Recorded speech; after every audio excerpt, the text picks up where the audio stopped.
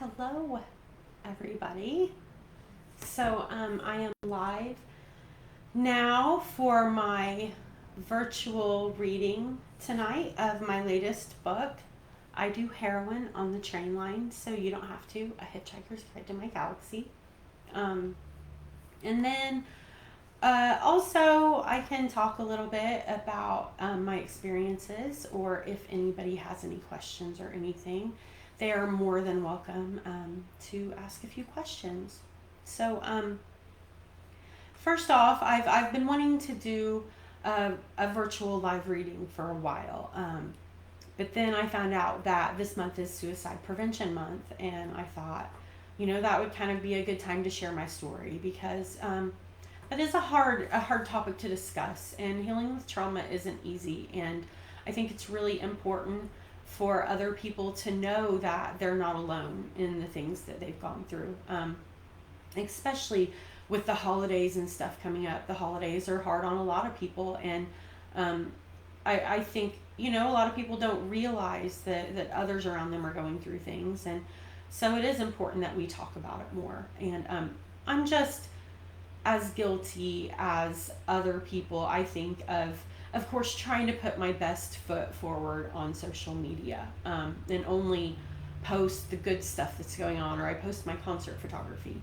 But, maybe I don't show enough about the real person I am and the screwed up stuff that I go through sometimes, because it's not all happy. And I think that social media sets an unfair precedence for what success should be, because it's not any one certain thing. It's about what you want in your life, or what you kind of view as what your dream goal is. Mine might be concert photography, but my father is a very gifted musician, and his goal was to raise a family and work at a factory, and he was very happy with that. So even as I sometimes talk about how the factory wasn't for me and how hard of a life that is, it is a wonderful life for some people, absolutely. And it's all about, finding what you're meant to do. And then also, if you've gone through some of the stuff I have, as with this book, a lot of it is my experiences after running away from home at 16. And I did get married very young and start a family very young. But unfortunately, my dreams were put on hold because I got involved in drug stuff and crime stuff. And so, I was very lucky to get the factory job when I had it. But because that wasn't where the universe wanted me to be, it was a constant fight.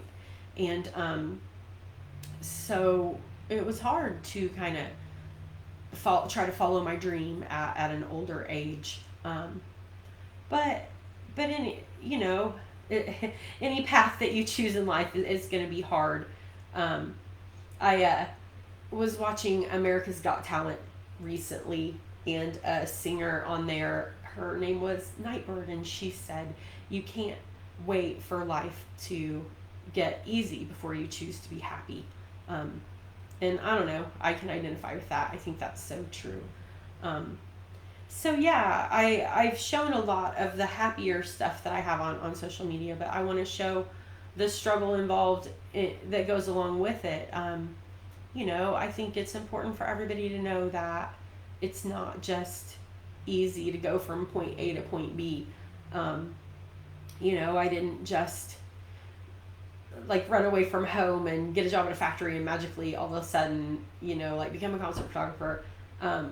There's a lot of hard stuff that I went through. And so yeah, definitely, as I'm going through the reading, starting here in a few minutes, 8 o'clock, I'm going to start reading the book from start to finish, and it's probably only going to take 15-20 minutes or so. And during that part, you can absolutely comment and everything, and I might not see it right away because I'm just going to read front to back, but then I am going to hang out for some question and answers, and I'll definitely look at the comments at that point and respond to anything you might comment, or any questions that you might have. And I'm not afraid to talk about some kind of maybe dark or sad things. If you have a question, I am not a doctor by any means. I'm not a psychiatrist. I am nobody.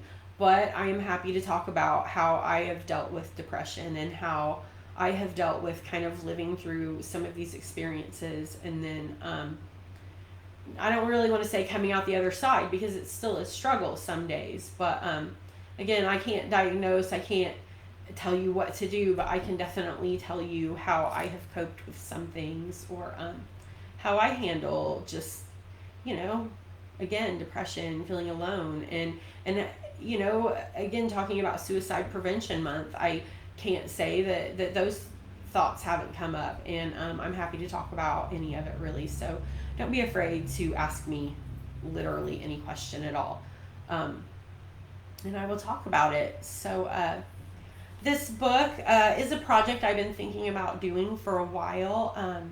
I've been writing poetry since I was 11 years old, but a lot of these experiences happened to me from 16 to 18, and then some of the pieces towards the end are about me trying to come out of the bad life and trying to get better and become, what I dreamt I could do.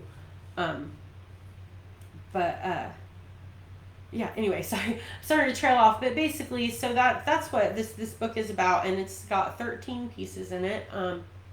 The first piece, Runaway Home, that I'm gonna read is actually something that I wrote when I was 16 years old, shortly after I ran away from home, and it's probably the only piece in the book that maybe shows a tiny bit of optimism, but obviously things go south very quickly, because running away from home is not like in the movies where you just go like become a rock star and do something glamorous. It's kind of rough.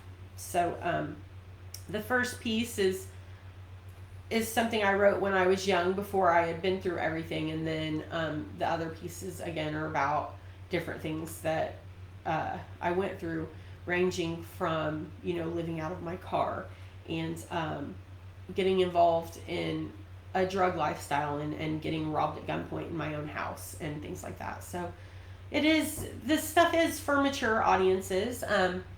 I'm going to start the reading here in a little bit. So yeah, mature audiences, so bail out if you're not wanting to hear about some of this stuff, or if you're under 18, maybe you shouldn't be here. Go ask your parents' permission or something, because I'm a terrible influence on kids. So yeah, anyway, thank you so much for being here. And again, there are a couple of in-person spots left here, and even if I'm in the middle of the reading, you are more than welcome to come over here and come on in and have a seat, and then I'll definitely talk with you and stuff during the Q&A, and so that's totally okay. Even if you show up late, we can still hang out, and even if you show up on here late, you can rewind this, and it'll be public for everybody to be able to watch later as well. So just a few more things before I start the reading, to give everybody a chance to come on over here. I do have copies of the book available here, and they're also available like online, Amazon, Lulu, Apple, Kindle stuff, everywhere. And you can come by my gallery anytime and pick stuff up in person. And then for the rest of this month, in celebration, or not celebration, but in honor of Suicide Prevention Month, you can use the code TRAINLINE10 and get 10% off any book stuff or any merchandise or anything like that. Or honestly, I want to share this with everybody, and I want to talk to everyone. So if you can't afford a book, but you're really interested or you want to talk to me, just hit me up, because I will absolutely give you a digital download code. I will help you out, because I don't want, literature to be something that's out there for only people that can afford it. I want everybody to have it. So don't be afraid to holler at me and be like, hey, can you hook me up with one of those books? Because I appreciate everybody's support. I really do. And again, I want everybody to know they are not alone. And I might put my best face forward on social media and stuff, but I've been through some stuff, and if it's going to help anybody for me to talk about it, I will. And then, again, something I trailed off on earlier is just that this was a hard project for me to do. I've been wanting to do it for a while, as I've written poetry for a while. But most of my stuff is, kind of light. I don't want to say more lighthearted, but it's about more girly, more about maybe unrequited love, or it might even in depression or stuff like that. But when COVID hit, I think it was hard on everybody, and I did get quite a bit depressed. And I had been thinking about writing about this, and I guess I should say kind of how it even came about was the title, I Do Heroin on the Train Line So You Don't Have to, Hitchhiker's Guide to My Galaxy, had also actually come about because I was doing a live reading for some of my other poetry stuff. And it was just a book full of, love poems or something like that. And my friend Bet that introduced me, instead of saying the actual name of the book, which was like Photographic Memories, the Never-Ending Sequel or something, she said, this is Melody, and she's going to read I Do Heroin on the Train Line So You Don't Have to, an instructional guide. And I just thought that was really funny. And I said, well, I'm going to name any book I put out next by that title. That's a great title. If it's love poems, that's going to be the name of it. But then as I started to look at what book I was putting out next, I was like, well, I can't use that title for just anything. It's like a wonderful metaphor for my life. And so the disclaimer is that I've not actually shot up heroin on a train line. The drugs I was involved in were different kinds of drugs. And but I kind of think at a certain point, addiction is hard, and it's splitting hairs to differentiate between the different types. It's all hard, and everybody struggles. And so I am in this just the same as a lot of you are. So in a couple of minutes I'm gonna get started on this reading.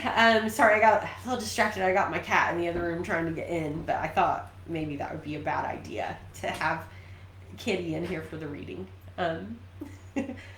But anyway, so I'm gonna get going here in just a second. Again, definitely let me know if you have any comments or anything or questions, and even if I don't see what you're saying during the reading, because I'm just going to kind of go straight through, I will absolutely hang out for question and answers. I will read through anything. If you don't be afraid to ask anything at all. I'm not embarrassed to talk about stuff, and it might be hard to talk about, but that is what I'm here for. I just want to share as much as I can to help as many people as I can.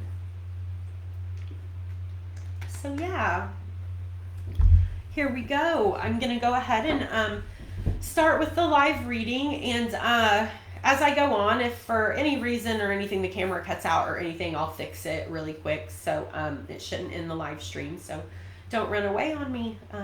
We are in this together. I don't live stream a lot, so we're learning together, and hopefully you can hear and see everything okay. And again, I will make this available later. If you missed any of the intro or anything, I didn't probably say anything that's too exciting, but you can definitely back up and check any of that out.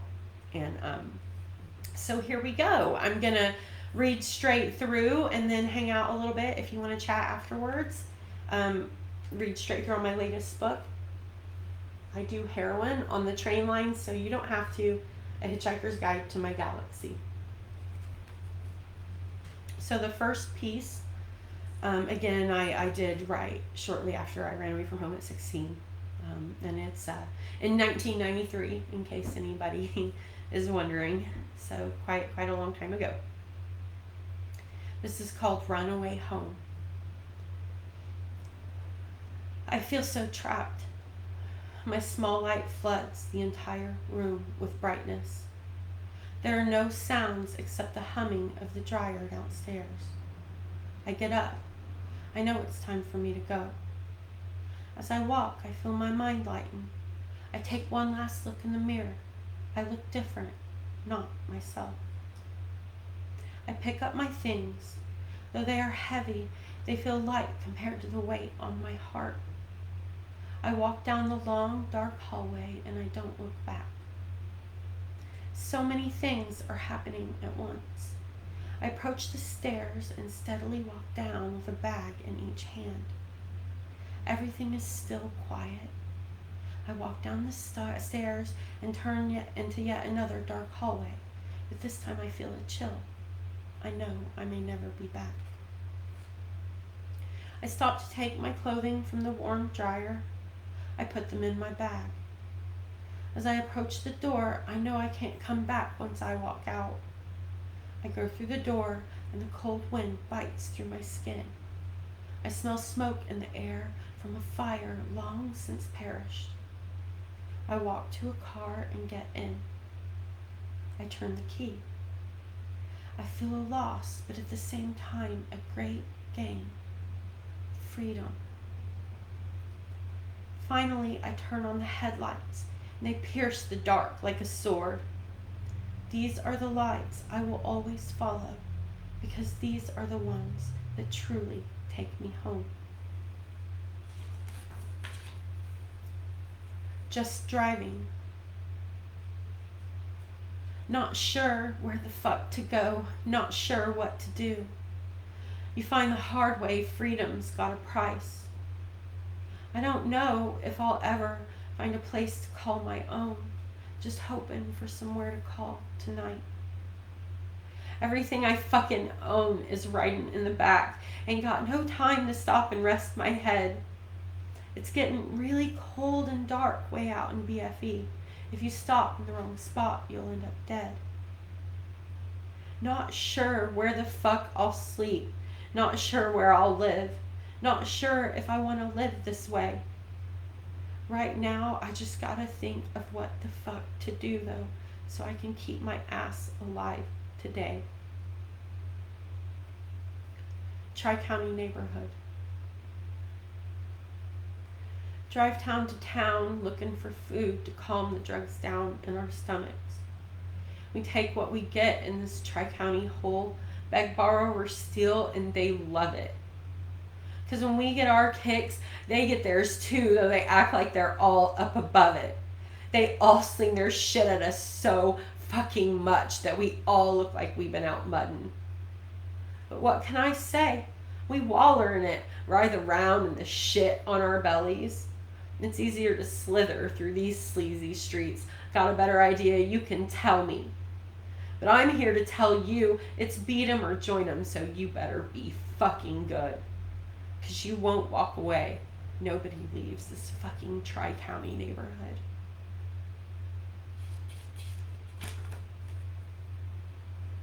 Chestnut and 4th. Deep down in this shady motel on the corner of Chestnut and 4th, the walls move 24 hours a day and nobody there's seen the Lord. A counterfeit tabula rasa in a town known for being just small. The only thing further away from the truth is how far the cops are from the law. In the streets, the meth whores and their daddies slither around sniffing for tricks. And there's no fucking discrimination, no fucking such thing as just kids. The days just keep on getting longer, and the cold winter nights scurry close, and all of the residents trapped in that place are running away from their ghosts. And the smell of the aged, rotting flesh that piles up so deep in their closets, it brings them together and keeps them from leaving like pheromones sprayed round in a brothel. Yet somehow, there's always a room left. That vacancy sign is always on. And it calls out to lost souls all over the world that get trapped in its wide open arms.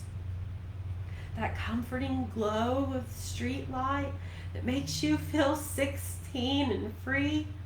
Just like Stockholm Syndrome can make you feel love, the chestnut can make you love to bleed. And me, I'm not really no different, wandering in off the streets. A part of me's still right on back there and don't know if I want to leave. From that little old sleazy motel room on the corner of Chestnut and 4th, where the walls move 24 hours a day and no one can save you but the Lord.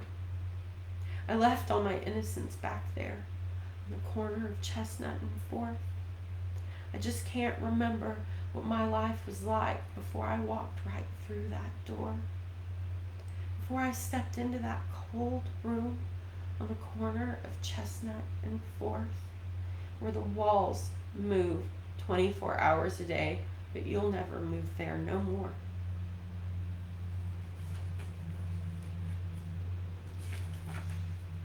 The Lion's Den Sprint. 80 down a back road, way out in BFE. We're going awful fast for never gonna leave. The headlights stab the black air as we travel down the road. We're trying to make it to the highway for the soberness takes hold. The pigs are staking out the sides, but we're one step ahead. 'Cause we don't want to go to jail, but don't care if we're dead. Tree skeletons engulf us as they fly by dirty windows. This old back road's full of evil, but there's always room for more ghosts. Old Smokey's gaining on us, but our luck's still holding out, like the government holds water when the nation's in a drought. Just a few more hills and hairpin turns are coming up ahead. And that pig might still be gaining, but we don't care if we're dead. The road might curve before us, but our speed straightens it out. And we lost that fucking porker for a second of his doubt. We lock it up and slide into the driveway on the right, kill the car and hunker down and watch that fucking pig fly by. We slither back on 250, fixin' to ramble on. We're pretty sure the coast is clear, but don't care if he's gone. 'Cause we still got that mission waiting for us up ahead. We're both almost fucking sober, and we'd both rather be dead. A reprieve. Time for us to take another little trip down south. We gotta take a trip to get to trip. We're making damn good time, and we should get there before we're down. There's something freeing about this big, long stretch. Lucy's riding shotgun, and it's getting kinda late, but I'm pretty sure we'll get there for the morn. We done crossed the border, and we're almost to Mobile, but this time we're not stopping till the shores. The air is cool, but warm enough to take the T-tops out, the Gulf fog swallowing up the road ahead. Nights like these are pretty fucking rare anymore. The nights that I forget I'm almost dead. I slide my hand just out the window, trying to touch the clouds. My fingertips are surfing on the breeze. The pixies sliding in my ears have got me feeling fine. Their wave of mutilation sets me free. I could live here just like this for every second left. Bubble up this moment and be done. Pump the volume on the sound and leave the world behind until my shadows and my light are one. I could live here just like this and never a regret. Never think about the things I lost. I could live here just like this and leave the world behind. Just me and Lucy in this Gulf Shores fog. The Ballad of Hayden Pike. Just got a new house, but we're playing pretend. Somehow we don't know it'll end. But Merlin's been supplying to our southern kin, and I told them to not let those fucking people in. It's just been 3 months, but the walls bleed our sins. It's sucking our souls like we're stuck in quicksand. But somehow this shitstorm's about to get worse. We've been teasing the devil, and he's about to quench his thirst. Broke glass rips the night like a banshee in heat. Didn't think a shotgun in my face would ever meet. Get down on the ground! Cuts through me like a knife. Didn't think I would die on a night like tonight. I shut my eyes super tight till there's nothing but dark. Now I'm praying somehow this gunplay don't start. Just praying and praying they'll at least end it easy. Just kill me real quick, but at least save the baby. They duct tape us real tight so we won't get away. Because I'm with child, they give me some sway. But something about that tone in his voice told me real fucking quick he wasn't just being nice. The drugs and the money is what we're after. I said I got money, but they answered with laughter. Gerald Lee, go on and look in the freezer. We won't hurt you, little lady. We're their fucking reapers. And just like that, as quick as it started, a few empty threats, and then they departed. And nothing was left in that aftermath of violence except the ripping of duct tape through deafening silence. It really is true. Those goblins will get you if you keep on smiting the hand that begets you. You wait and you watch and you look for the signs, but we don't really want them when we're towing the line. All we can feel is the Jones of an addict. We barely got out, but we just need some practice. Next time we'll be ready and draw our guns first. No more fucking around. They'll go home in a hearse.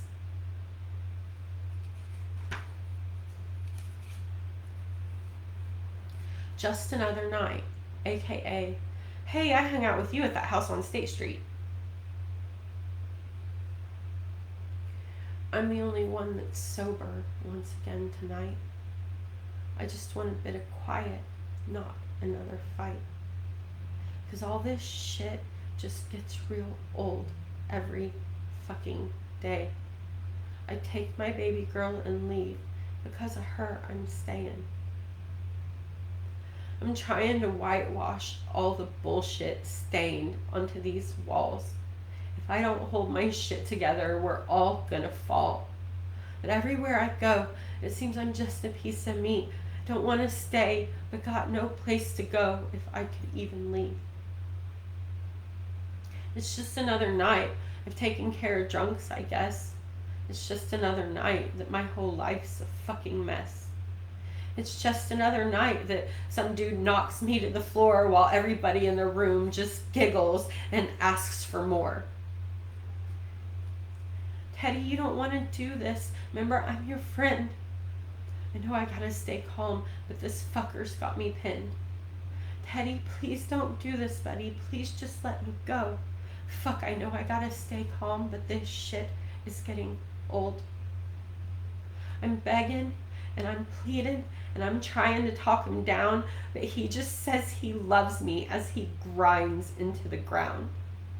The laughing is getting louder and it echoes all around. Why the fuck is no one helping me? I try to block the sounds.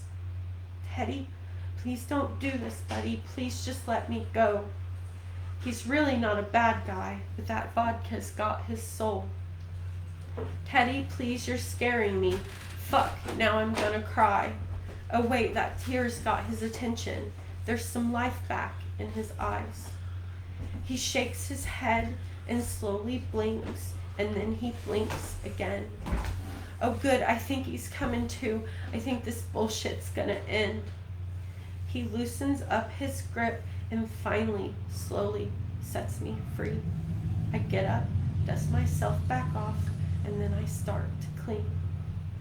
I really just don't want to stay, but don't know how to leave. I put the table back, pick up the glass, and mend a sleeve. It's just another night that my whole life's a fucking mess. But you're not supposed to walk away from family, I guess. Old Town Shuffle. Everything's real quiet as we sit in the car.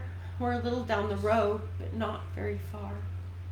How long this will take, really nobody knows. Right now, a pin drop would make canyon echoes. Then all of a sudden, Ike jumps in the car.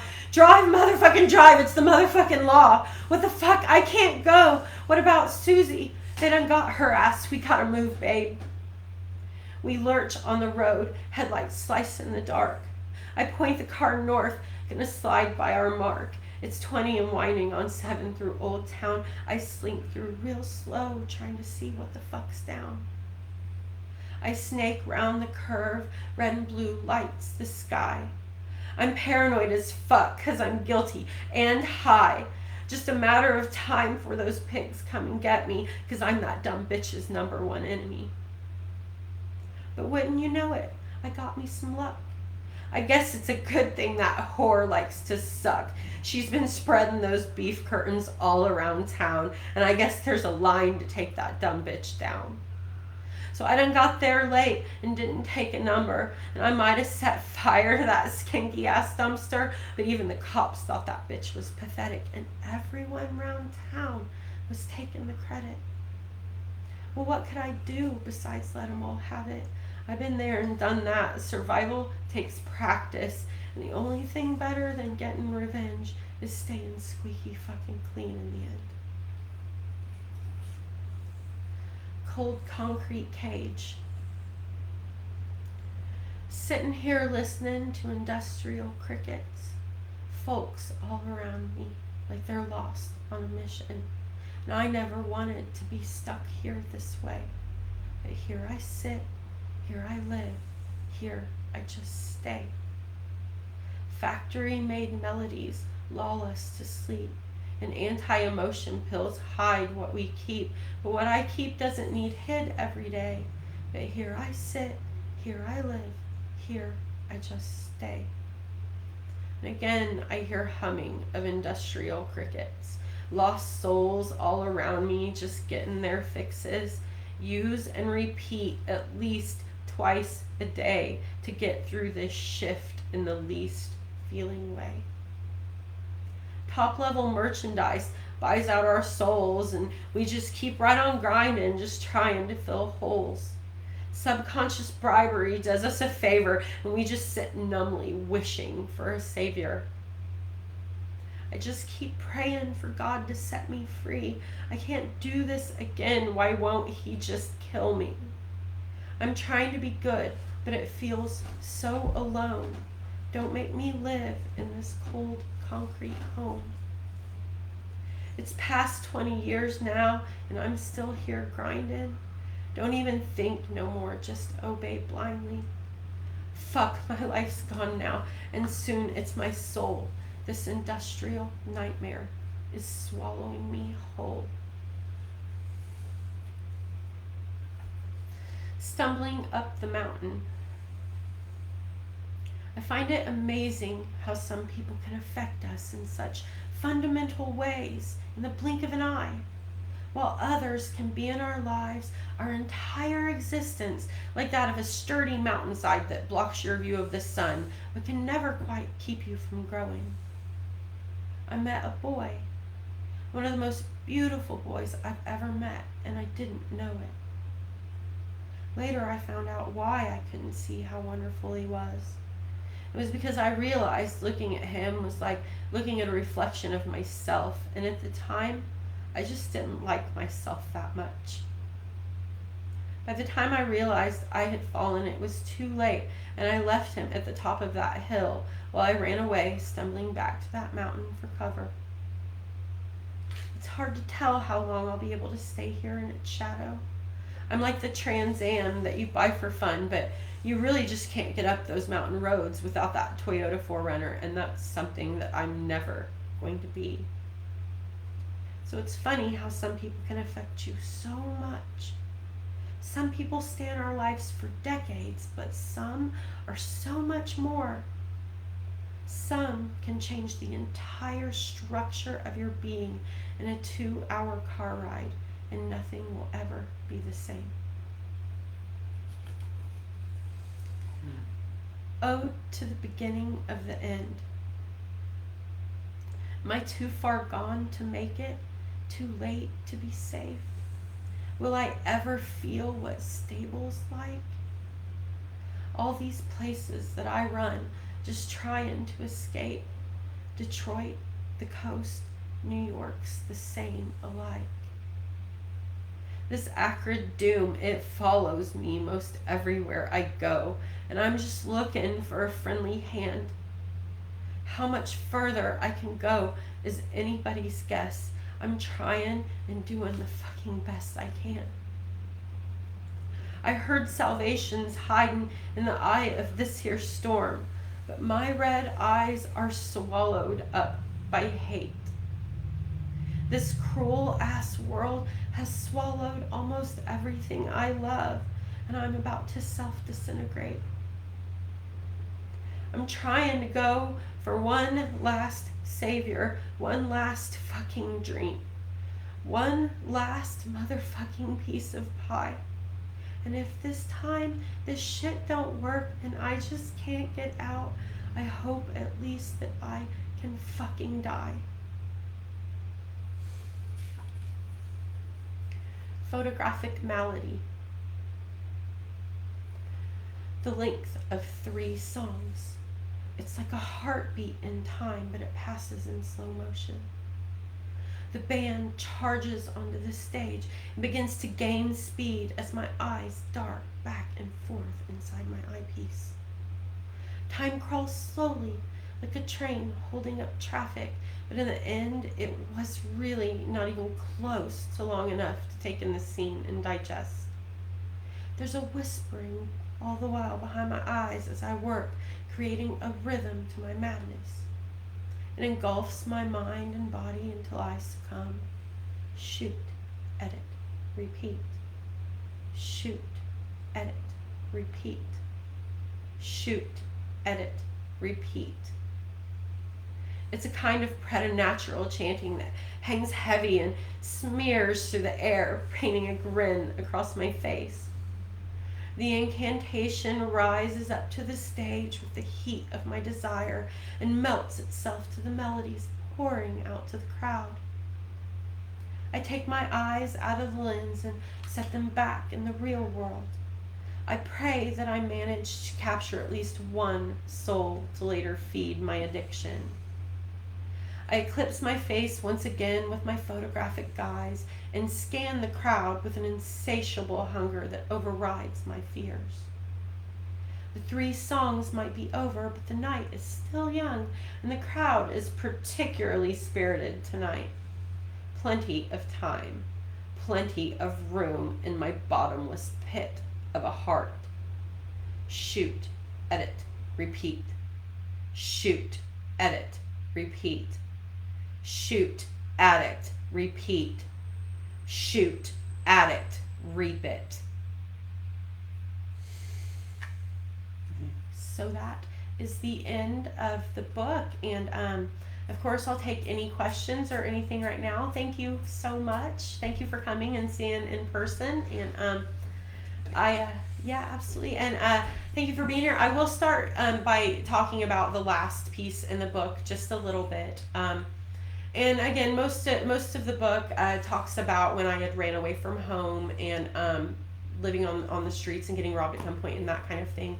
But the last piece was actually something I had wrote after I became a concert photographer. And I had realized during COVID, when the entire world shut down, that I thought I had gotten over my trauma, and I thought I had gotten over all of my addictions and things like that.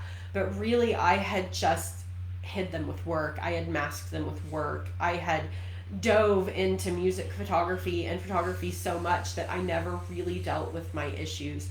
And so when COVID happened, it was like, hello, depression.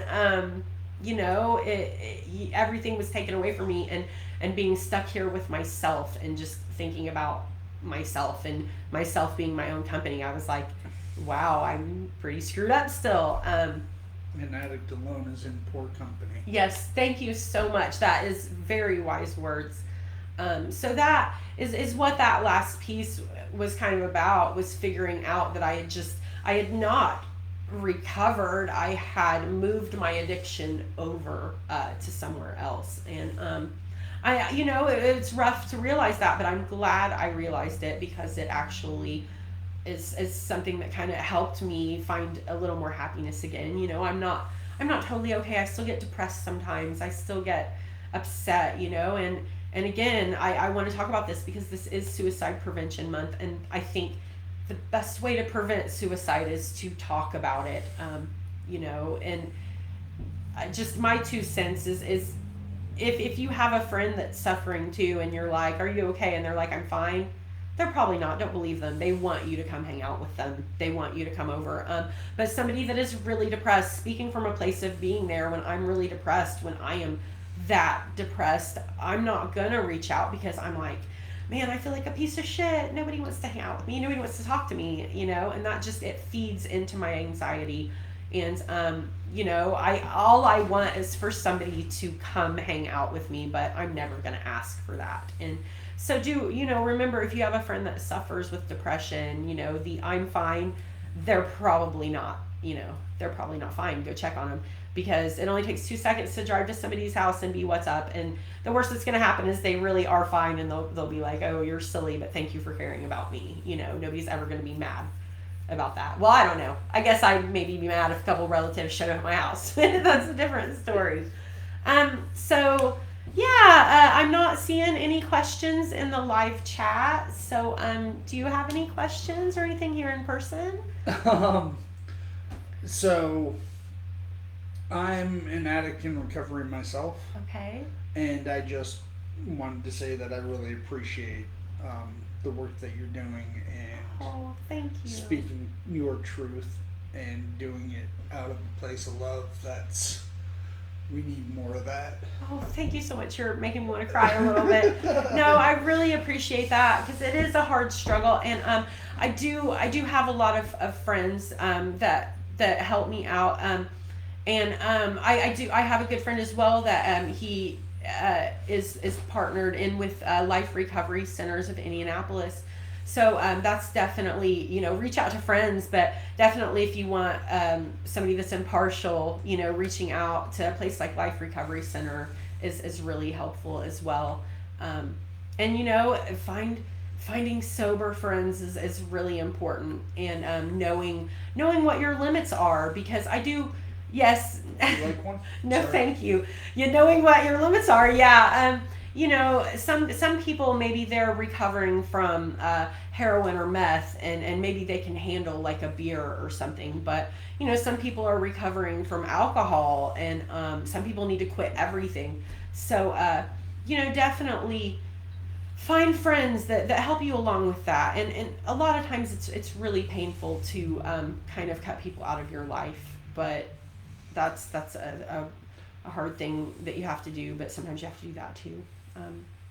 But yeah, I think I'm starting off on a tangent about addiction stuff. But again, healing with trauma, and any kind of trauma, whether it be addiction trauma, or being held at gunpoint, or even if you just have anxiety and you don't know where it comes from, maybe you haven't had a specific trauma, but it's just like little things building up, or just anxiety, that is valid. And for me, writing about it helps, and putting out this book helps. Maybe for you, reading books like this help. But whatever it is, please reach out, and do not suffer by yourself. Come visit my gallery, or message me online, or whatever you need to do. And again, thank you so much for being here, everybody. And this was my book that I was reading out of tonight, and I will make sure this video is available later, and maybe add links to the description or something. And hopefully I'll get to do some more events like this. Maybe it's coming up around the time soon that's the year release anniversary, so maybe I can do a bigger in-person gathering then. We'll just kind of see what the world's doing, So thank you guys again so much for tuning in. And even if you have comments later, don't be afraid to make them, because I'll get back on here and check the comments and stuff. And I'm always happy to talk about anything. So Thank you so much. I will see everybody later. Bye.